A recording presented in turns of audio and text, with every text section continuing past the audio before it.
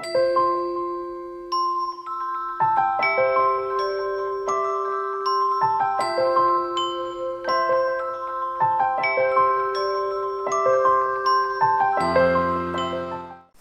guys, it's Hatchemano. How's everyone doing? Good, good, good, I hope.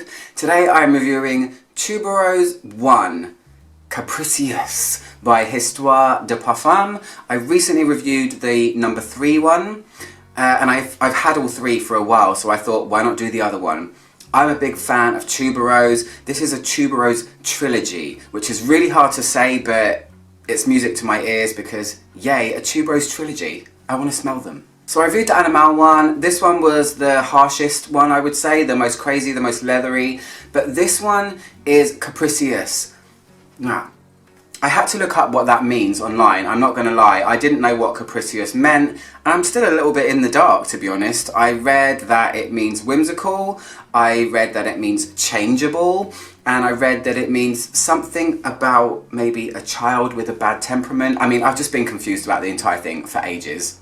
Comments below would help. I'm going to go with whimsical. I guess that's kind of what they're going for looking at the notes.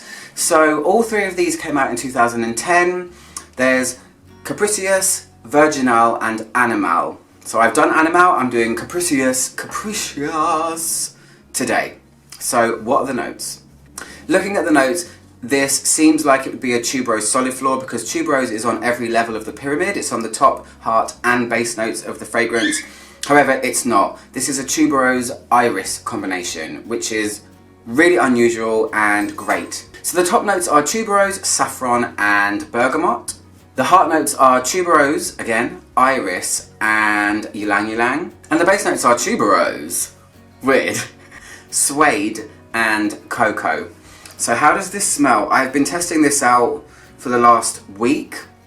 I think I actually prefer this one to the Animal one. I like my dark, heavy, weird fragrances, and this one is unusual. Like I said, I've never smelled Tuberose and iris, I would say, so much in tandem before. It's not a combination to my knowledge right now. I may have smelled them in the past, but it escapes me. For now, I don't remember any fragrance that features both Tuberose and iris in such high quantities where it's different and interesting. So, when you first put this on, given iris wins the race. This is more about iris than it is Tuberose, but Tuberose is there in the background, bubbling away, waiting to come forward and make its presence known, shall we say. But it is there.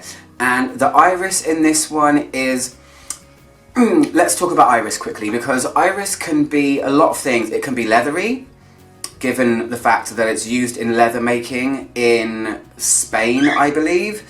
It can be makeup-y, it can be powdery, it can be buttery, and it depends on how much of it is, what type it is, and as always, I'll say this, I'm not being a broken record, it's orris, it's the root that they use, it's the root of the plant, it's not the flower.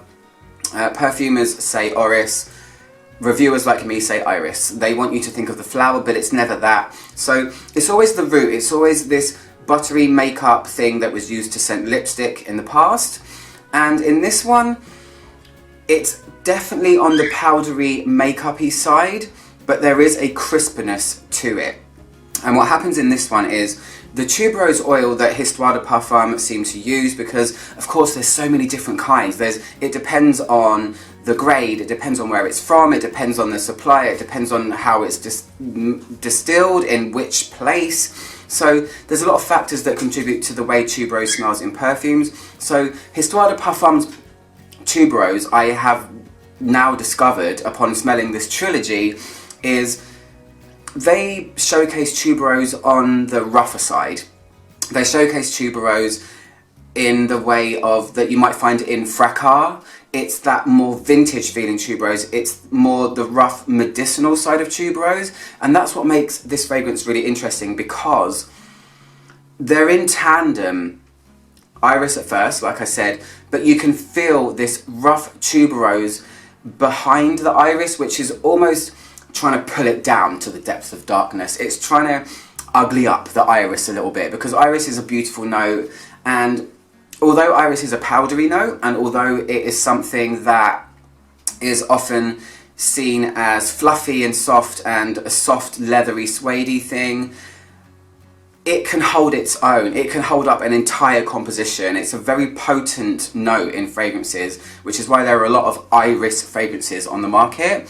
And I like the combination of both of these things in this fragrance because they're opposite ends of the scale to me in my brain. They don't usually go together. So what I'm saying is this fragrance isn't necessarily harmonious, and I hate doing air quotes, but it's not a harmonious fragrance.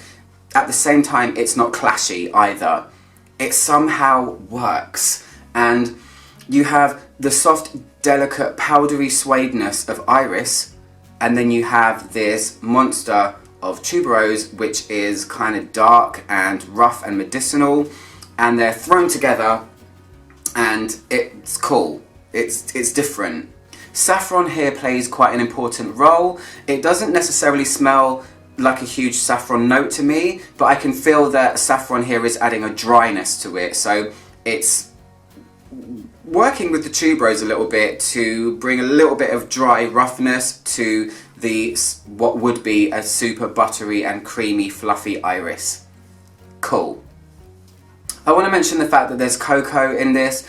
I don't ever feel that it ever really goes to a gourmand place. I think Histoires De Parfums do say that it's, I don't know, kind of an elegant, touching on gourmand fragrance, but for me it's never really like that. It's really about these two ingredients and how they play off of each other, and I like the way it develops because it's almost like they're pushing, pulling, and they're kind of fighting, because tuberose does win out in the end. They have a note of suede in here, and I think that's probably just another way of describing the fact that there's iris in it. I've smelled a lot of fragrances that say that there are suede in it, that there is suede in it, and it's usually an iris thing. It's because it's part of the leather family, so that is what contributes to that, basically. I knew I was going somewhere. I got there in the end. So when this one dries, it does feel like the tuberose comes up to the same level as the iris, and it does start to say, you know, hey, I'm here too. And that's when it becomes truly in tandem, and it's a really nice thing to smell. It's just unusual, and I get a medium longevity out of this. I get 6 hours. 6 hours is where I start to feel that it's not so prominent anymore. It's not a super projector, but it's got, I would say, arm's length projection. There is something there, you know. Like I said, iris and tuberose, both great notes. Even though iris is soft, it still has weight and gumption. I've never used that word in a review before. I love the word gumption. Anyway guys, that's my review of Histoires De Parfums Tuberose Capricieuse. Still don't know what it means that much, but hopefully you guys can help. If you guys want to get this fragrance, head on over to natino.co.uk. I'll post a direct link in the description box below. I'm Ouch from Mano. Click my logo down there to subscribe. Trying to make the world smell better, one video at a time. Goodbye.